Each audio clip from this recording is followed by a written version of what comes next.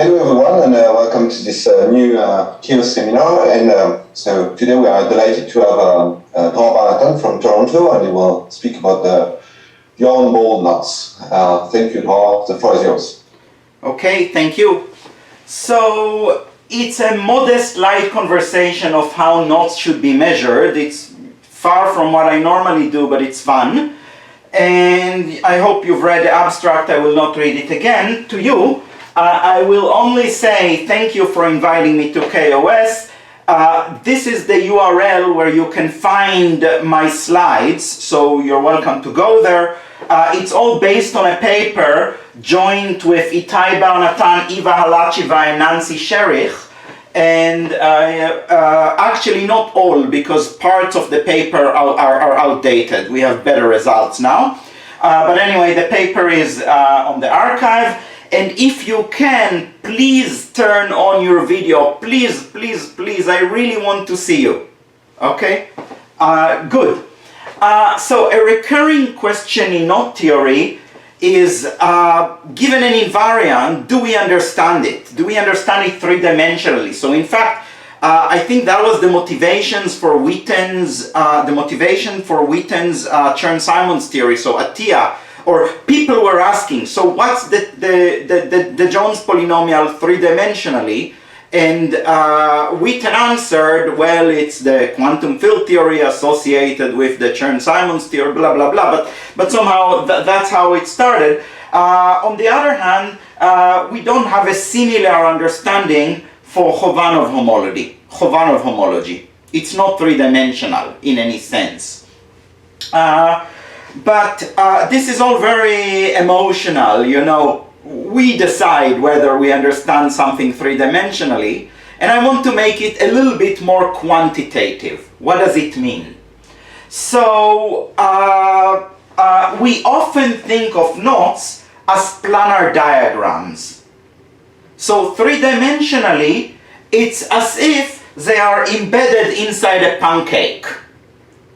Okay, so here is a famous knot by Lisa Pizzarillo, and the pancake I made, and the knots that we normally draw on paper are of that type. But you see, the knots that we expect to see in real life, well, they look more like yarn balls. They really are three-dimensional. They are bulks of things, not pancakes. Okay? Here's another example. So this was a sculpture that used to be on the Toronto near the waterfront, well, it's kind of a three-dimensional, actually tango, not a knot, but I think it's the same idea. Okay, so where does it make a difference? So it makes a difference when we make statements about random knots. So a random knot is hyperbolic, or a random knot is something, okay? And then the question is, where do we sample our knots from? Do we sample our knots from knots that look like pancakes, or from knots that look like yarn ball?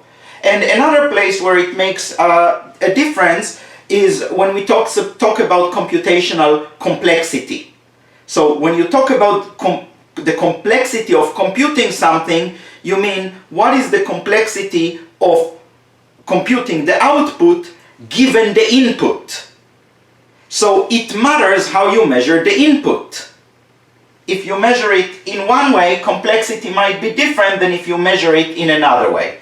Let's try to make it a little more quantitative. So suppose you have a yarn ball knot made of yarn, of string, of width 1,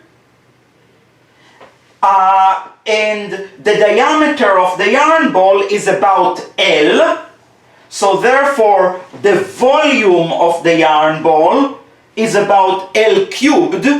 And by the way, the notation about to me means that I'm ignoring constant terms, and I'm also ignoring log terms later on.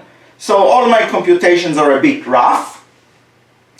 And now suppose I take this knot and I project it to the plane. So by the way, this knot has string length of about the volume, because the strings is of width 1. So the length of the string is about V, or about L cubed. And if I wanted to describe this knot, I would just need to give you a parametrization. So I need to give you where the string is positioned at time intervals of roughly 1 unit. And therefore the amount of information I will need is about the length of the string, which is about V. So in some sense, the complexity of this, so the complexity is V. But now I project it to the plane and compute the complexity. And in the plane, I measure complexity by how many crossings there are. So how many crossings are there going to be? Well, so divide your L by L projection, so divide the area of the projections to 1 by 1 units. On each 1 by 1 unit, atop of it, there are about L layers, right? So about L strings are passing through this unit in various directions. And then you can expect that there will be L squared intersections between them. So when you project, you will have L squared intersections in each unit, but then there are L squared units, so you're going to have L's to the 4th intersections, which is V to the 4/3 information. So the 2D plane complexity is more, it's V to the 4/3. Okay? So you lose something when you project. Things become more complex. So here is my first, well, I would like to call it definition, but it's so non-rigorous that I'd rather call it a conversation starter. So I will say that a knot invariant zeta is computationally three-dimensional, or C3D, if the complexity of computing it directly from a 3D presentation of volume V is significantly less than the complexity of first projecting it, so that you get something of complexity V to the 4/3, and then computing it using a 2-dimensional algorithm. So basically it's computationally C3D if when you project it to the plane you're doing something silly. Okay, when you project it in order to compute it, you're being silly. This is not a rigorous definition. It's time and Ivet dependent. So in other words, tomorrow somebody might find a better algorithm to compute here, or a better algorithm to compute here, and then the knot may gain or lose the status of being computationally C3D.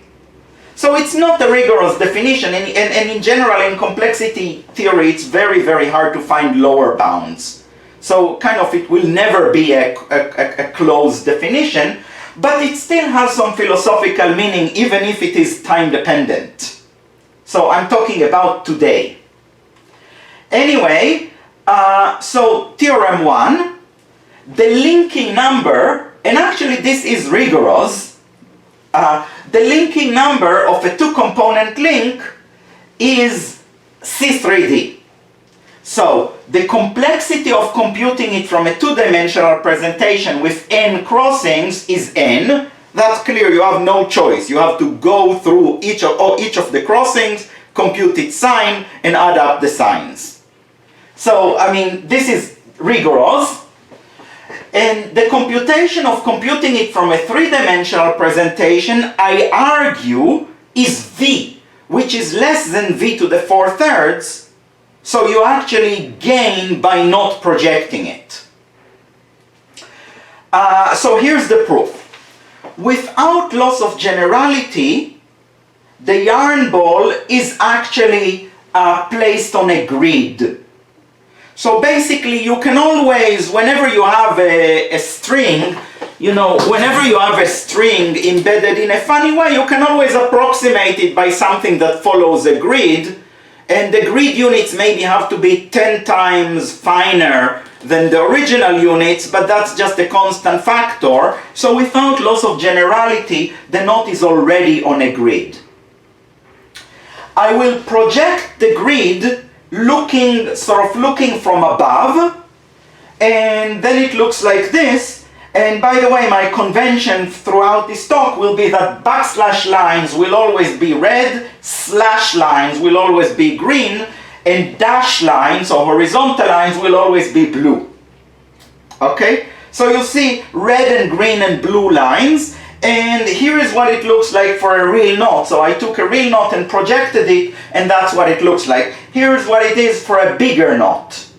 Okay? Now remember, this might look like a lot of information, but it's actually less information. Sorry, the information in the three-dimensional embedding is actually less information than listing the crossings. Okay, by this v to the 4/3 factor. So if I look at the projection like that in general, so, well, the actual link, in the actual links, many of these lines are not occupied. So the lines are actually empty. I'm projecting the grid, but in the actual link, only like 1/10 of the grid lines will be occupied. We'll have the string go through them. But I still draw all of them. So anyway, if you look at this projection, you can subdivide it into 2L squared triangular crossing fields. So a crossing field is a triangle like this, in which red strands go over green strands, or in other crossing fields, green strands go over red strands. Okay? Once again,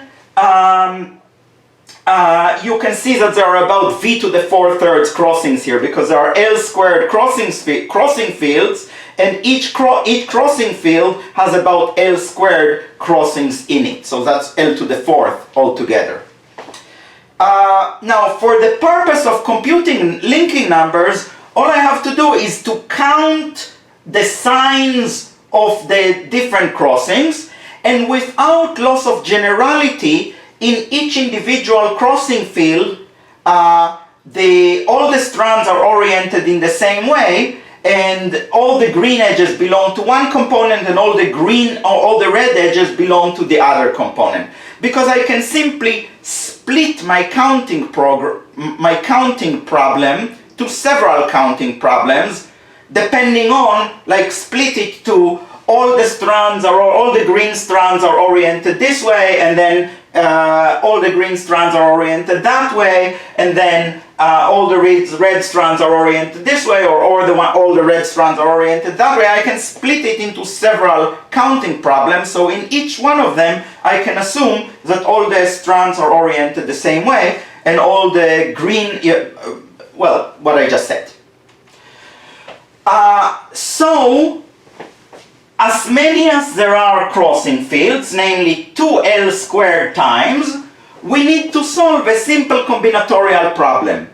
Given two sets R and G, the sets R and G are in a given specific crossing field, which of the red strands is actually used and which of the green strands is actually used. So I need to solve the problem, how many pairs are there in R cross G such that such that lowercase r is less than lowercase g. So you can do this counting problem in time L.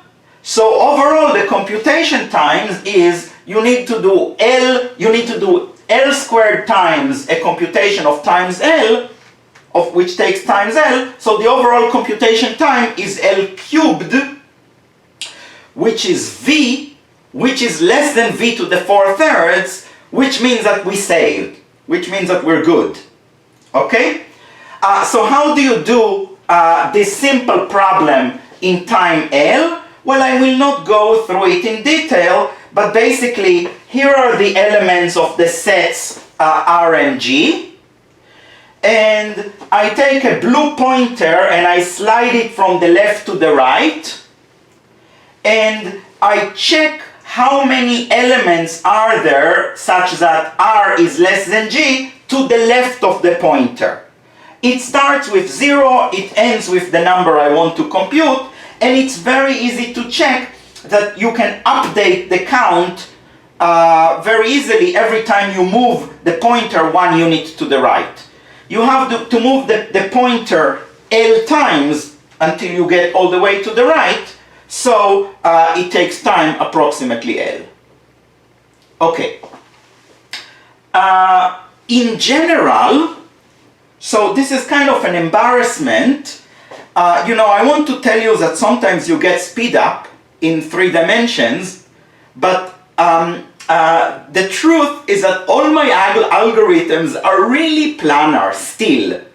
And the reason I get the speed up is not because I genuinely understand something 3-dimensionally, but because when we project, we get inside the crossing fields lots and lots of red over green regions like this one. So regions in which lots of red, parallel red strands go over parallel green strands. And notice that I made some of them kind of missing.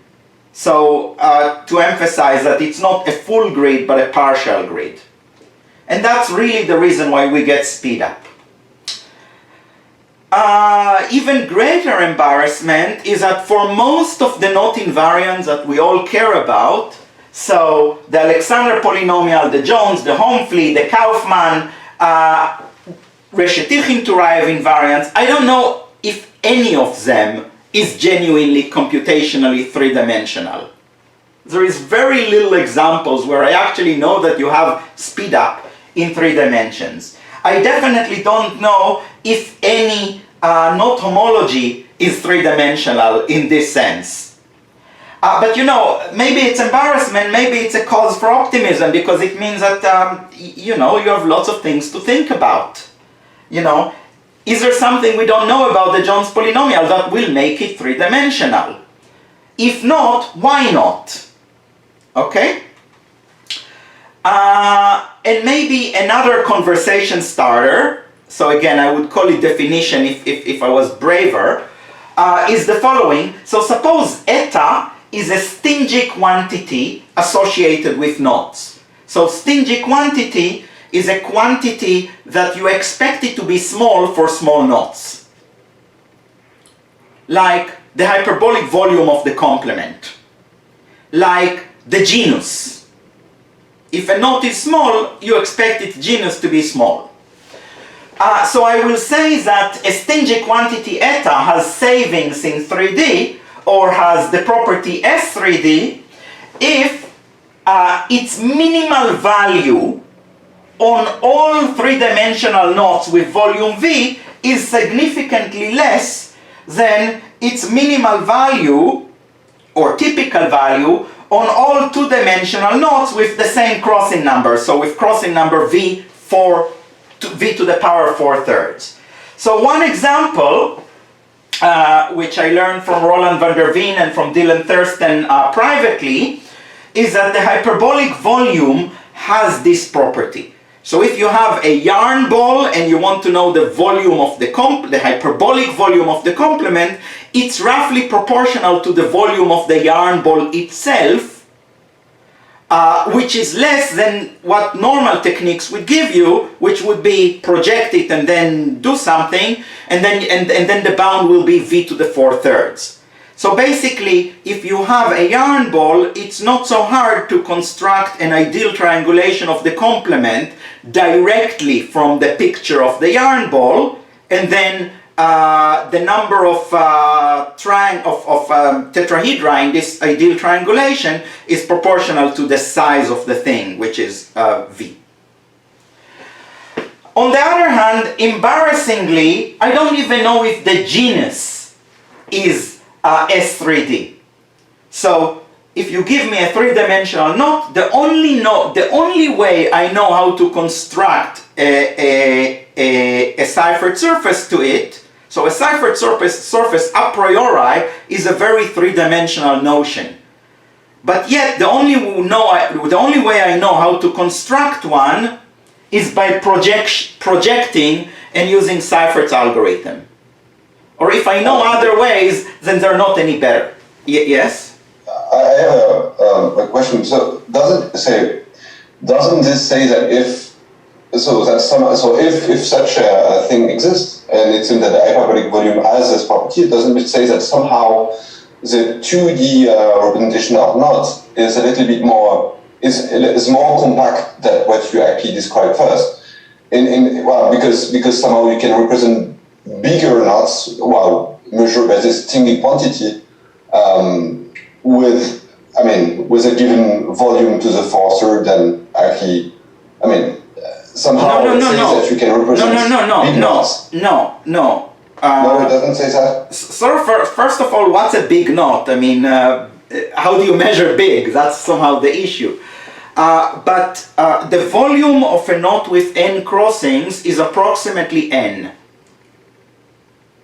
Okay? And what I'm telling you is that the volume of a knot, a yarn ball knot of volume V is approximately V.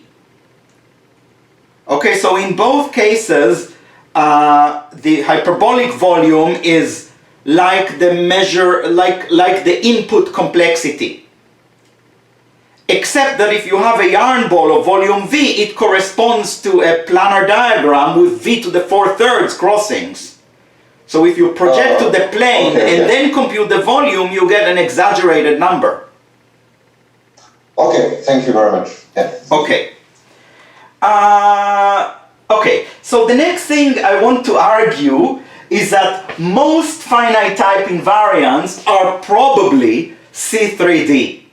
And this is probably the weakest statement you've ever seen in a math talk. So most are probably, but this is because the foundations are actually so non-rigorous. The actual theorems, complexity theorems I will show you in a minute, are actually strong and fully rigorous.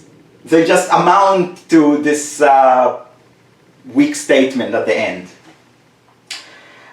But before doing this, let me just remind you that finite type invariance is a very strong class of invariants. So basically all knot polynomials before categorification are power series in finite type invariants. So finite type invariants are as strong as all knot polynomials from before Chovanov. Okay? You can use it to compute finite type invariants. It actually doesn't help you to compute the Jones polynomial. So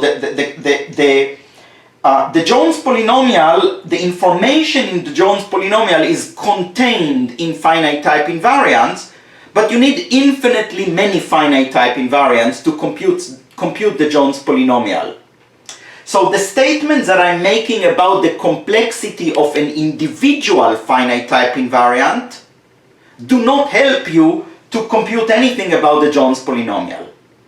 Okay? But still it's a strong class of invariants. So here are the main two theorems. So theorem finite type 2D is if zeta is a finite type invariant of type D, by the way, I will define what this means in a moment, then the computational complexity of computing it from a 2D presentation with n crossings is at most n to the power essentially 3/4 of D. The floor of 3/4 of D, but let's think of it as 3/4 D. Okay? And in fact, with more effort, you can improve it to n roughly to the power 2/3 D. Okay? And by the way, the fact that there is this gray stuff here suggests that we don't really know what the complexity is, and we will never know because complexity bounds are very hard to get. So maybe with more work, we can make the computational complexity even lower. Okay?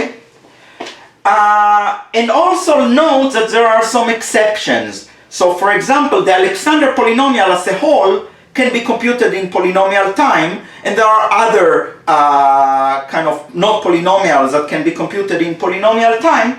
And then if you look at high coefficients of these polynomials, they will be finite type invariants of a high degree that can nevertheless be computed very, very, very quickly.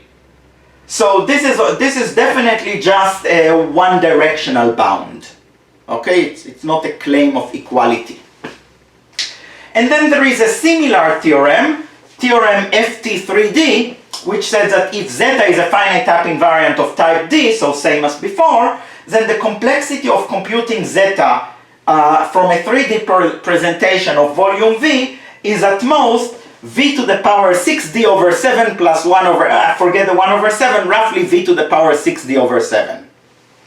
Now, the tentative conclusion is, so you compare the 2D, you take the 2D presentation complexity and replace n by the volume to the 4/3, and you get V, which is a lot more than V to the 6D over 7.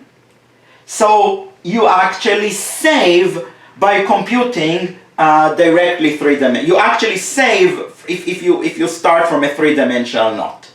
So finite type invariants tentatively are C3D.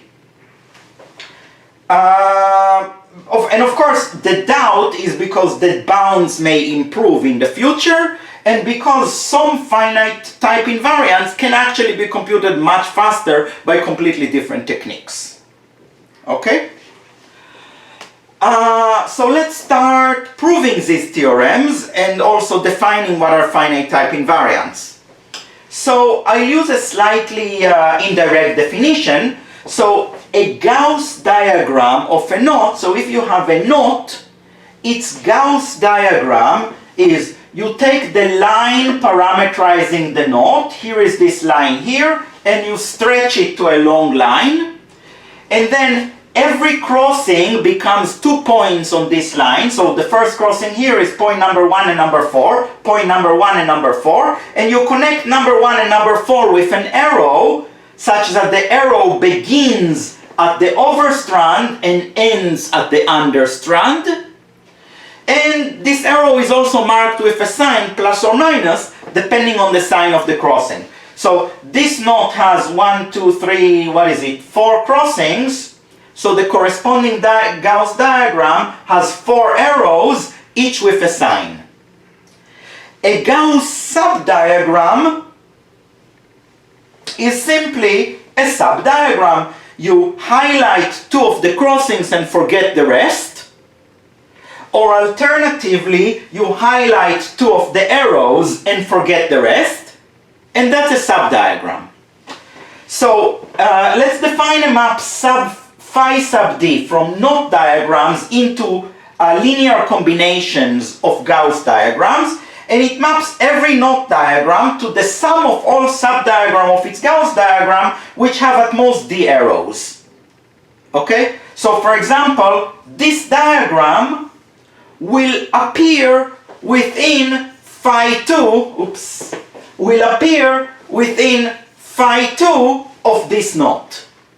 Also within phi 3, but not within phi 1. Okay?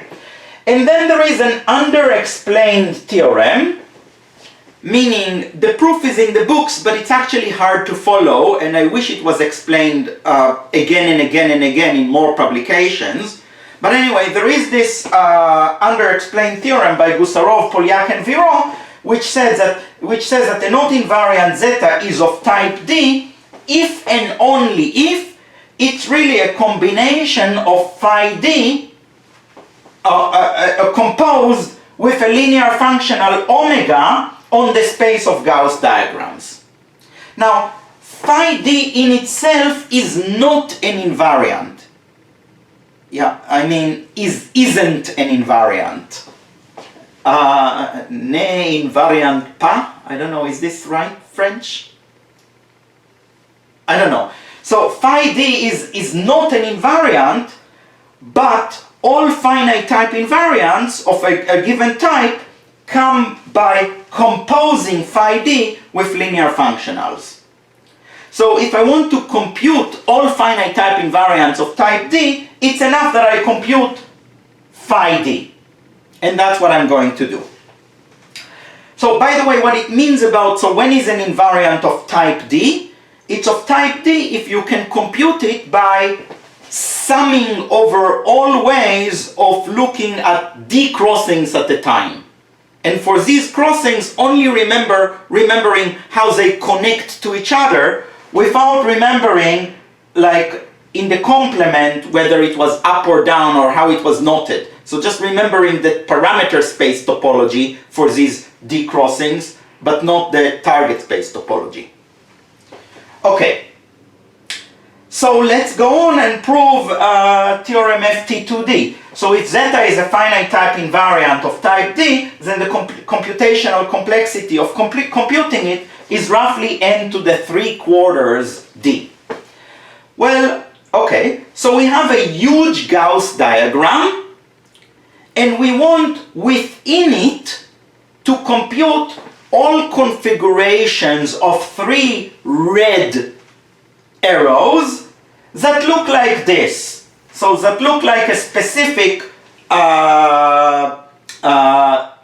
Gauss diagram with just 3 arrows. So we want to count how many times within this big thing you find a picture like this.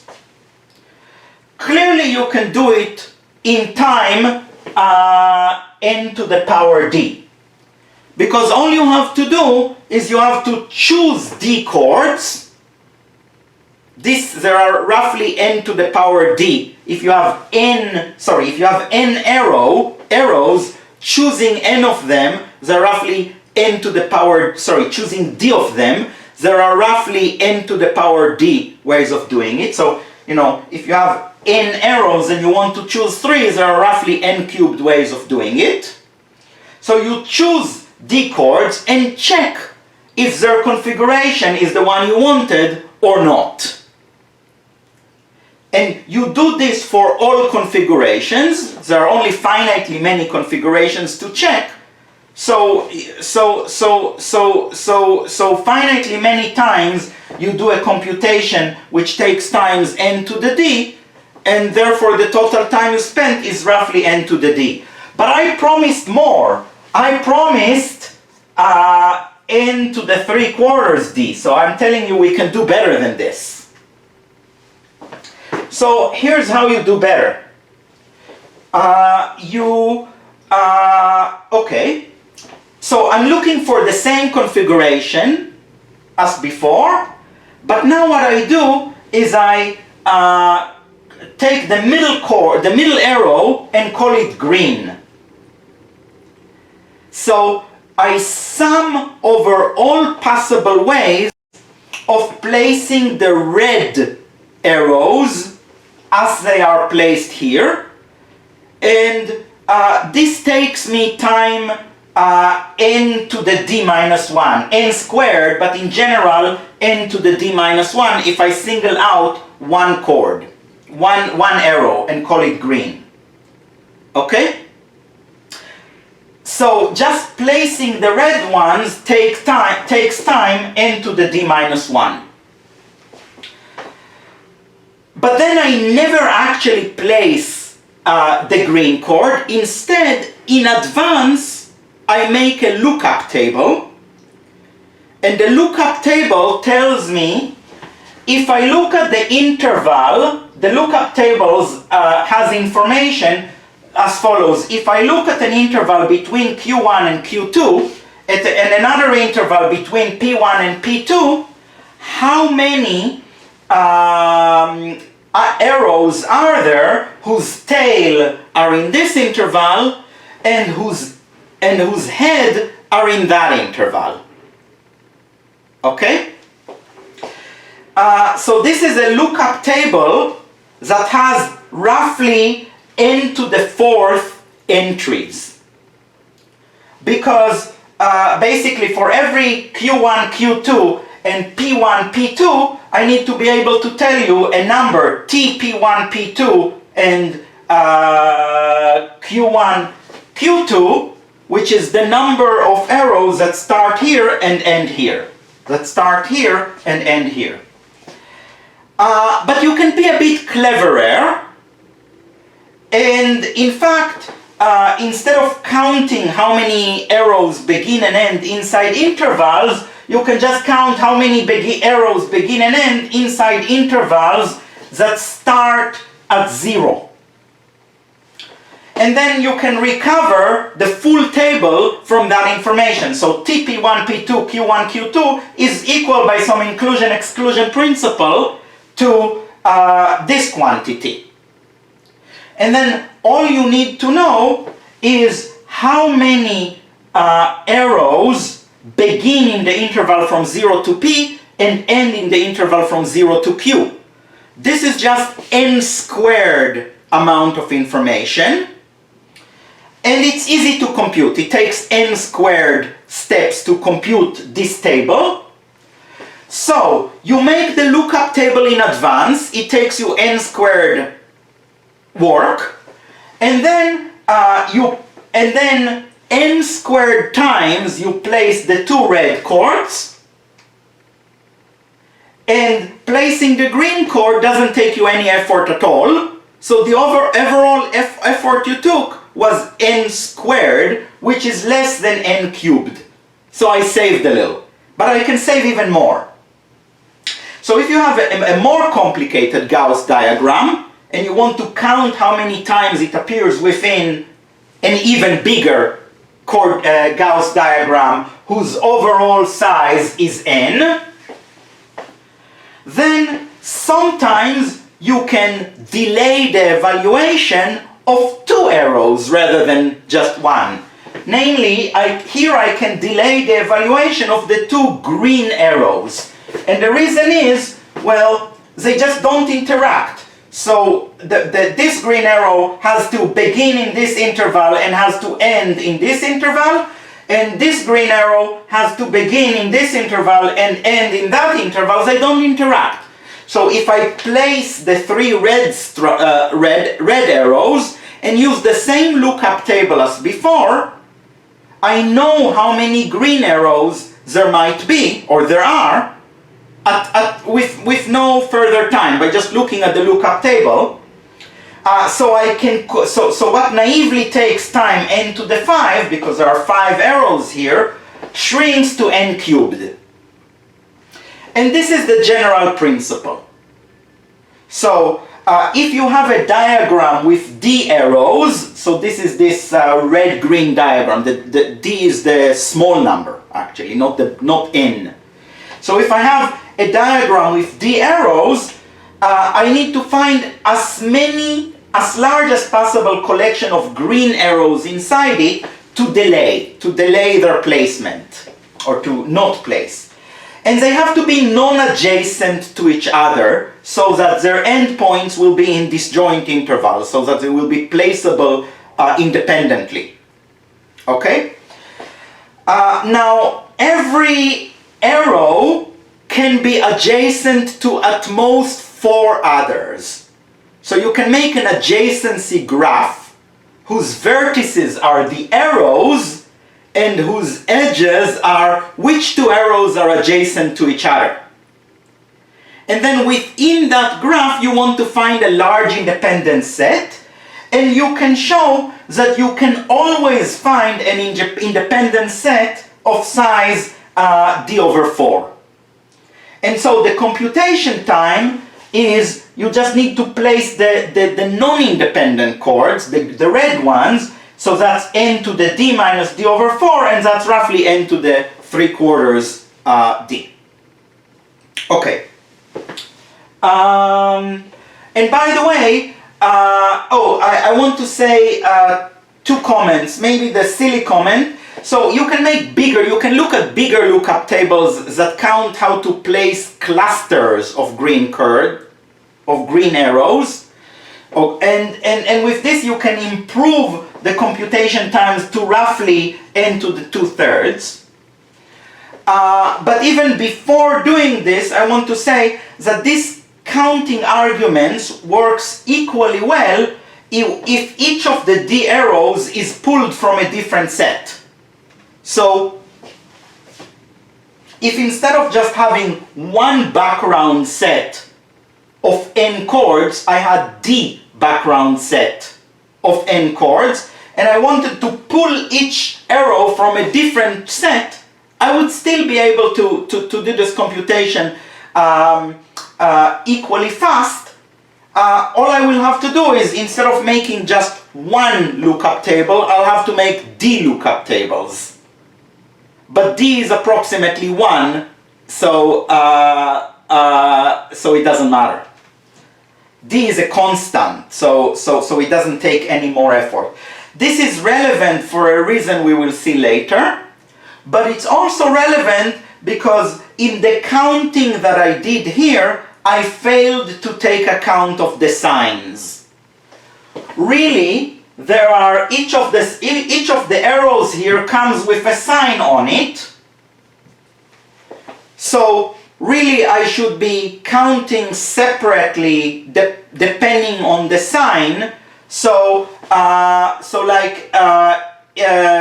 basically, I have to separate this into many independent counting problems, in each of which the plus signs, the plus chords, the plus arrow come from a different pool than the minus arrows. So that's why that statement was relevant. But anyway, the conclusion is that we can compute phi d in times n to the 3/4 d, and that ends the proof of the 2D theorem. Any questions or comments so far? Oops, my remote stopped working. Okay, so I want to move on to the 3D theorem, which says that if you have a finite type invariant of type D, then you can compute it in time v to the 6d over 7, approximately. And before that, I want to tell you about sort of something that you've all encountered, an image editing program, a problem, okay? So in preparation for this talk, I took a picture of a yarn ball in the house of my friend Heather. And I wanted to display it, but I took the picture with the yarn ball sitting on top of a tissue box, and next to the window, and you can see the trees outside the window. I want to shop all of this out. I want white background. All of this further information is distraction. So there are two standard ways to do it in Photoshop. There is the line method, the line or the feather method, and the following method, and the next method. So the line method or the feather method goes as follows. You make yourself a white pen. Well, I'll make my pen purple because I don't have a white pen, unfortunately. You make yourself a white pen and you start scratching off the backgrounds that you want to remove. So this is a very, very accurate method, but it takes forever to Photoshop the background out this way because you're using a one-dimensional technique on a two-dimensional background that you want to remove. It just takes forever. I'm sure you've done this. Okay, you know it. And then there is the rectangle or the shark method. And the rectangle method is you use your mouse to draw a rectangle, or more like to mark a rectangle, and then you click and you turn the whole rectangle at once to white. And I'll call it also the shark method because it's like bites. You take a bite from the picture. And this is very coarse. It's actually rather hard to work with it. It's really coarse, but on the other hand, it's fast because you do a quadratic number of pixels all at once. Okay? Good. In reality, the way you Photoshop the background out or count crossings, whatever it is that you might be doing. So the way you do it is you take a few shark bites. So you take a few big shark bites, you take a big bite from here, then another one from here, and then another one from here. At some point it becomes too fine, and you feather the rest. And then there is an optimization problem to solve. When exactly do you stop biting and start feathering? Okay? So, in our case, we have those crossing fields, and those crossing fields are triangular, but they have a grid going diagonally of crossings on it, and I want to count how many times green row goes over red, or red group goes over green, or whatever it is. So I want to do some counting problem here, and I'm going to count by taking bites along squares, bites, and then eventually, at the very end, feather the rest. But let's first understand the structure. So the bites come in generations. First comes Grandpa Shark and takes a big bite. This is generation 0. Then come Mommy Shark and takes, so this is generation 1, and takes 2 smaller bites on the sides. Then comes Baby Shark, and this is generation 2, and in principle there can be further generations, and Baby Shark takes 4 even smaller bites. Okay?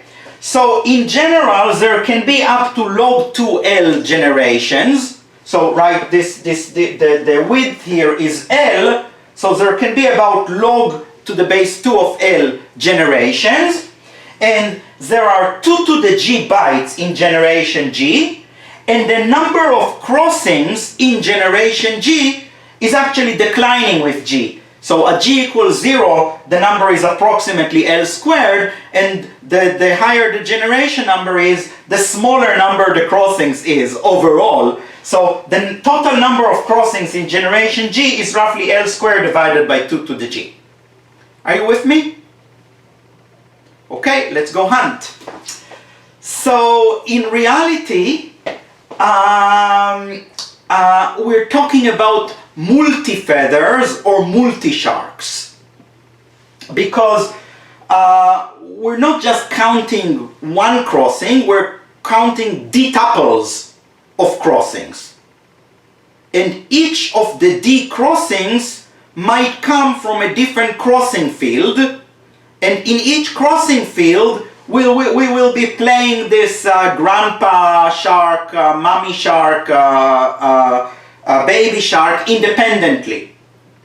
So basically we will be looking at pictures like this, where we choose a square in each crossing field, and each square has its own generation number. So we will have a G bar, a list of generations associated with the D crossings that we're counting. So it will be generations, so it will be a tuple G1 up to GD. And let me call uppercase G be the sum of the generation. So this is the overall generation of the of a D tuple of crossings. And we will count the crossings separately for different values of G, and in fact for different values of G bar. Okay, we will split the counting problem according to G. Okay, and for different values of G, we will either choose to use the multi-feather method or the multi-shark method. Okay?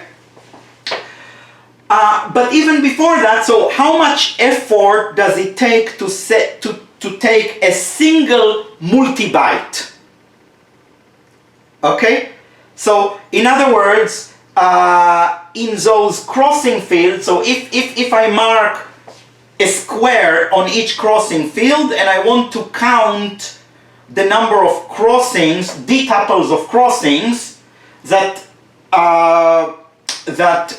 correspond to a certain combinatorial configuration of arrows, how much effort is this in that? Is there in that? So here is one crossing field and I mark a crossing in it. Here is another one and I mark another. Here is another one and I mark another. And the question is, how many like d-tuples of crossings can I mark that have the right combinatorial structure, the right, basically, that correspond to the right arrow diagram. And so formalized into mathematics, and I only have 8 minutes left, so I don't want to go through it in details, but formalized into mathematics, it becomes this problem, and it can be computed in time. Well, you know what, I mean, I could read out what this time is, but let me say that this time is practically nothing. Easy. So basically every multi-byte is easy. Okay? It's not quite one, but it's easy, an easy computation, and that's all you need to know about it. And this is the proof, and the proof is also easy, but since I don't have time, I will not go through it. So now we can come to the conclusion. So suppose I want to compute the contribution to phi d. Oh, this is supposed to be var phi d. Sorry about that. So suppose I want to compute the contribution to phi d coming from d-tuples of crossings whose multi-generation is g bar. The multi-shark method does it in the following time. First of all, I need to know how many bytes I need to take. But you see, the number of bytes is, so in each crossing field, the number of bytes is 2 to the gi. I need to multiply it over all crossing fields, and this is 2 to the g. So the number of bytes is 2 to the g. But I also have to choose in which crossing field to take each of the bytes. There are L squared crossing fields, so there are L to the 2d choices. So this is the number of bytes with the shark method, and then time per byte. The time per byte is practically nothing, so the overall result is approximately L to the power 2d times 2 to the g. And then there is the multi-feather method. The multi-feather method is really project to the plane and use the 2D algorithm. So you have to take the total number of crossings that you have and raise it to the power 3/4 of d. That's what we got in the planar algorithm. But if I'm projecting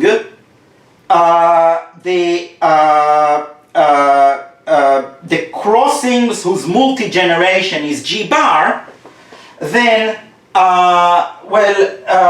remember, in each crossing field, the number of crossings of generation gi is L squared divided by 2 to the g, and I have L squared crossing fields for each of the d crossings, and then there are, so then I need to multiply this number over I goes from 1 to d, and then raise it to the power 3/4 of d, and when you compute, you get this. And note that the multi-shark method becomes worse the bigger g is. So, you know, if you have too many baby sharks, it's they need to take too many bytes, and then it takes a lot of time. And the feather method becomes better the bigger g is, because the bigger g is, the picture was, the bigger g is, the nearer you are to the diagonal, so the fewer crossings you have, so the less you need to count in the 2D methods. Okay?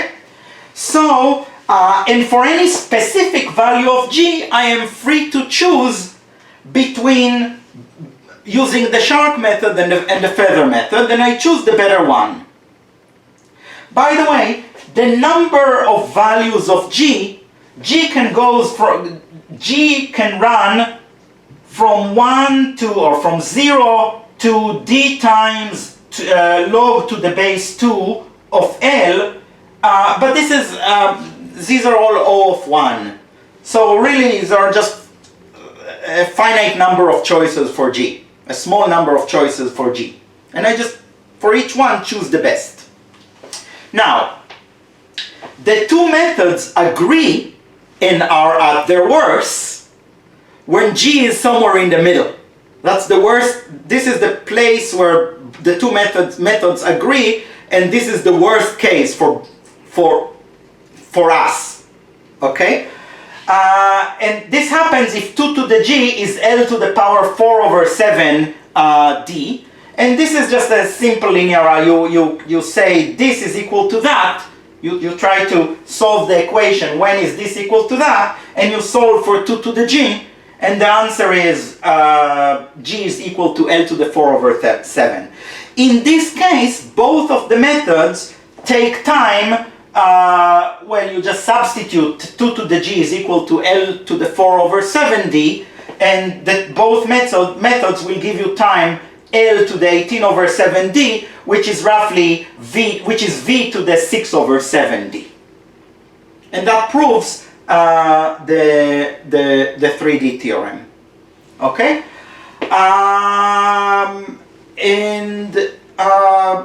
Any questions or comments before I thank you?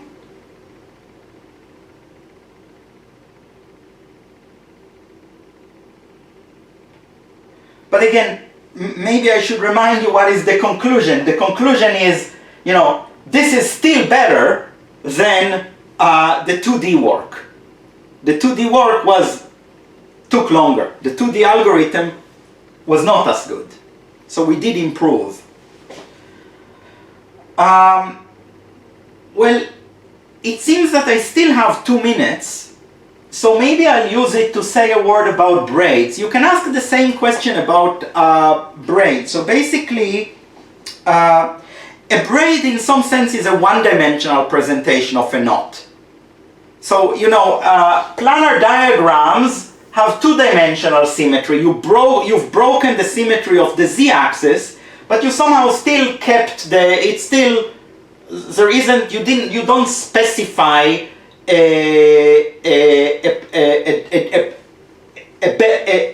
chosen direction in the plane. It's still genuinely 2D.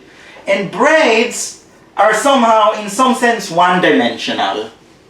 So you could have asked the same question long before, right? Is it better to compute knot invariants directly in their 2D presentation, or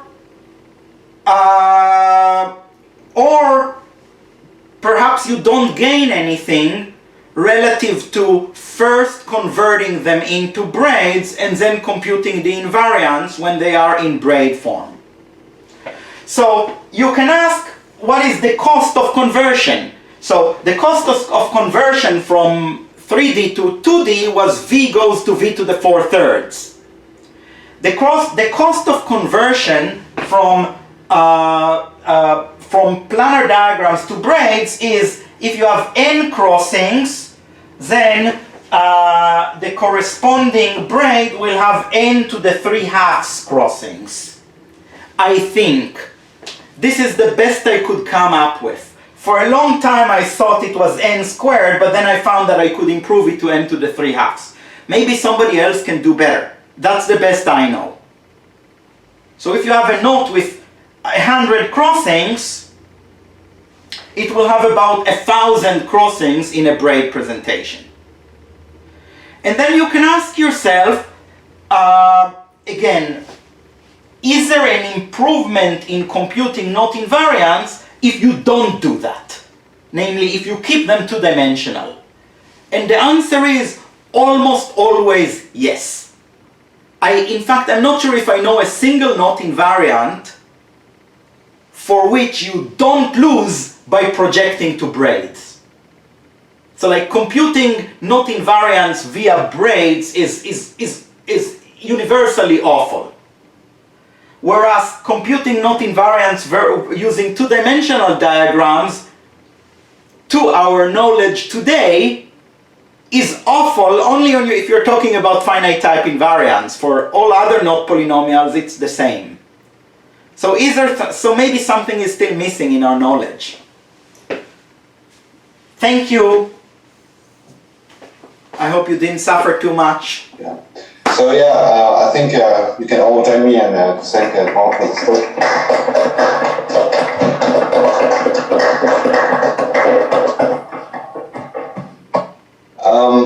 Is there any questions or comments?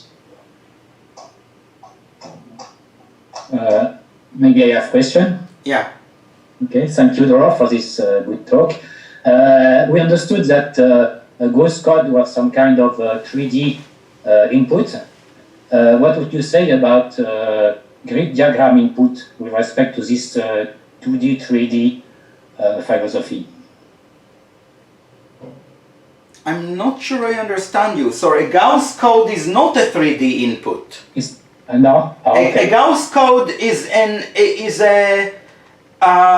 a Gauss code is just a coding of a 2D input. Mm-hmm.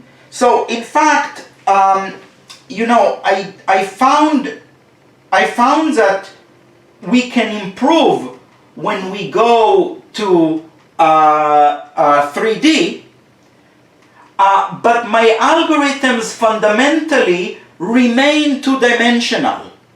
I see. My algorithms remain two-dimensional because I'm stupid, because I don't know how to do things three-dimensionally, except for the hyperbolic volume. Except for that one, I simply don't know how to do things three-dimensionally. So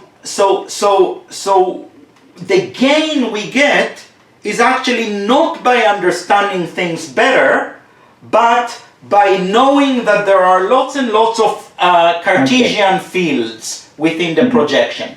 So if you project something three-dimensional, it will have lots of uniform fields in it. Or you can bring it to a form where it has lots of uniform fields in it. So in a way, you know, I have shown that finite type invariants are likely computationally three-dimensional, but my methodology was completely wrong. Right? My methodology was, at the end, I did use two-dimensional techniques because I'm stupid and that's all I know. Okay. Okay, thank you. Yeah. So, grid diagrams are also 2D. Sorry? If you have an input on a grid diagrams, it's also 2D.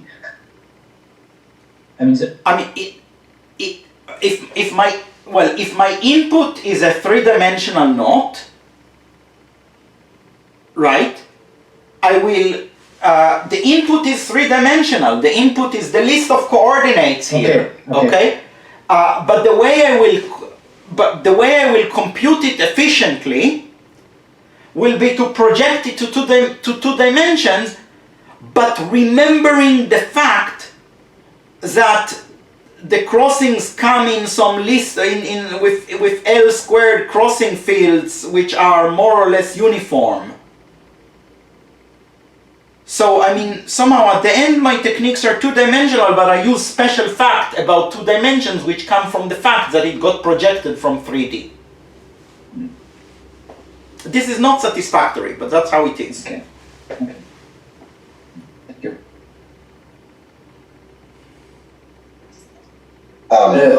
Yeah, I would also like to ask a question. So you said that the savings in computing the volume, the hyperbolic volume, come from the fact that you have a lower number of ideal tetrahedra in a triangulation. Yes. So do you think this would also help you with other invariants that you can compute via ideal triangulations? For example, you could study the genus by looking for normal surfaces inside triangulations.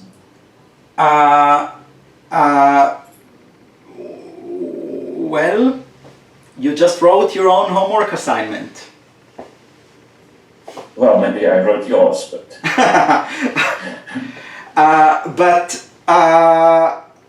the answer is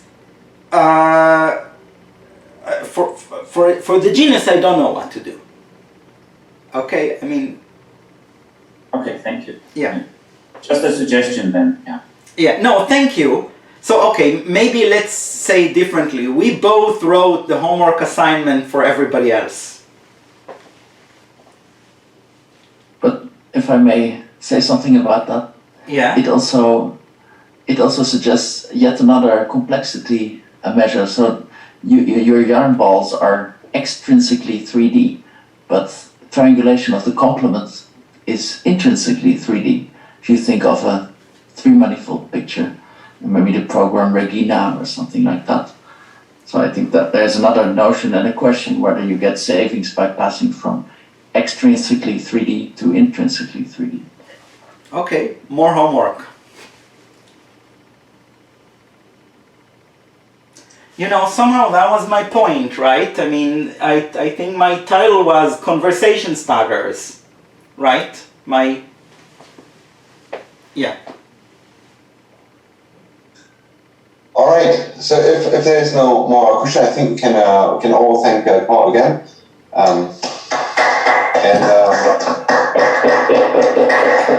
Thank you. And